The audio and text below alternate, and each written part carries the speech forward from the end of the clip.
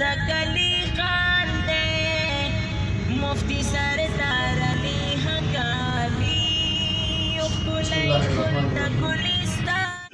د میډیا دور دی، پرنټ میډیا او د سوشل میډیا دور دی، او په دې وخت کې زیات تر په اکثریت سره د میډیا استعمال د له لعب کې د مدرسو په او د علماو په شان کې د ګستاخۍ لپاره کېږي.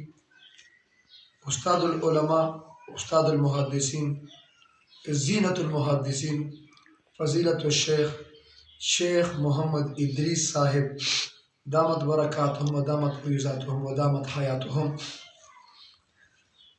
هغوی زموږ مشران او اکابر د هغوی دا ویلي چې د میډیا خلک استعمالوي د اسلام خلاف، تاسو د اسلام په حق کې استعمال کړئ.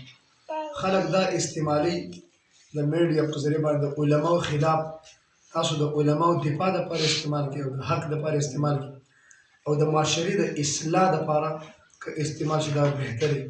او بل د معاشرې اصلاح دپاره چې څوک کوشش کوي، دا کوشش پکار دی دا میوزیک او دا ساز داسې پکې نه چې بیا خلک هغه میوزیک او ساز طرف ته لاړ شي، هغه پند او نصیحت ختم شي، هغه اصلاح ختم شي، او زیاتره خلک یو ریدم یو ساز پسې روان شي. کوشش دا پکار دی کوم نوجوانان چې داسې اقدام کوي په هغه کې امت دپاره یو پیغام وي، معاشرې دپاره یو سبق وي، نو بېشک په هغې باندې اعتراض نشته دی. خو دا ده چې استهزا د چا ونه شي، علماو په شان کې ګستاخي ونه شي، د اسلام خلاف څه کار ونه شي. او بل موږ دفاع وکړو، دا وخت دی د میډیا موږ د ختم نبوت دفاع وکړو، د ناموس رسالت دفاع وکړو، د صحابو د اهل بیتو دفاع وکړو، او دفاعي انداز کې او اصلاحي انداز کې که میډیا موږ اختیار کړو نو ښه خبره ده.